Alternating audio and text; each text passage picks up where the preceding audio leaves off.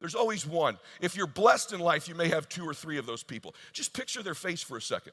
Who was that person that when you were a little girl or a little boy, they just looked at you a little different? They just knew you were special. They knew you were great. They knew you could do something great with your life. See, I think the key to being great in business is being that person in other people's lives. I don't believe in faking it till you make it. And you can listen to all my podcasts and know how broke I went. But I'm going to prove to you how crazy entrepreneurs are. Because you know what entrepreneurship is, right? It's the greatest self-discovery process in the history of mankind. Isn't it? You learn more about yourself, what you don't know, your resiliency, how tough you are, what your weaknesses are by being an entrepreneur. It's probably the greatest self-discovery program in the history of the world. It's also this. It's the greatest self-improvement program with the highest compensation package possibly attached to it too. That's what entrepreneurism is, a self-improvement program with massive compensation package attached to it. And that's why too many of you are too focused on growing your company and not focused enough on growing you, because your company will never, ever exceed your identity or your vision for it. You got to grow you, because what will happen when it starts to grow, you'll start making unconscious mistakes to shrink it, making bad calls, getting weak, getting lazy, making mistakes. You're all nodding because you've all done it, because at some point your business got ahead of you.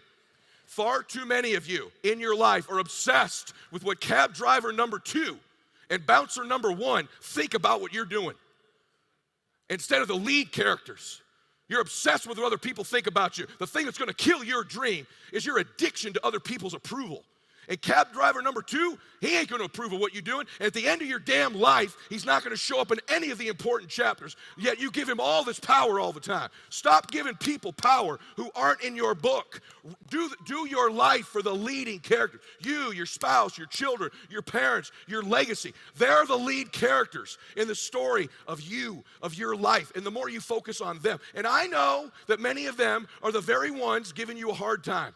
They're the very ones telling you, you can't make it, you should quit, you should give in. Let me tell you, as somebody who experienced that, who's now written a pretty damn good book, they are thrilled with the book. And they knew you were going to write it all the time someday. But you get focused on the lead character. Here's the good news. A leading character can decide to live a new script at any point she wants. She walked in here one character, and she says, you know what?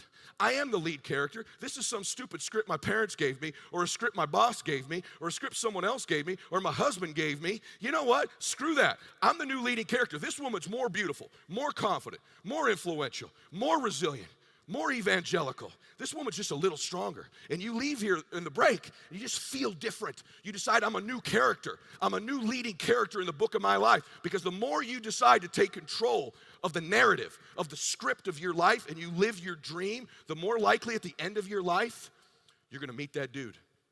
You're going to meet that woman. See, at the end of my life, because I am a person of faith, the Lord's going to go, hey, hopefully he goes, well done, good and faithful servant. And I have this other little hallucination. He's going to go, hey, by the way, this guy over here, this was the man you could have been. This is the person you were born to be. All those choices you made, if you made them all, you got the right place, this is who you could have become. This would have been your dreams. This is where you would have gone, what you would have seen, who you would have helped, what you would have changed. This would have been your book. Meet him. My dream in my life is that when I meet that person, we're not total strangers.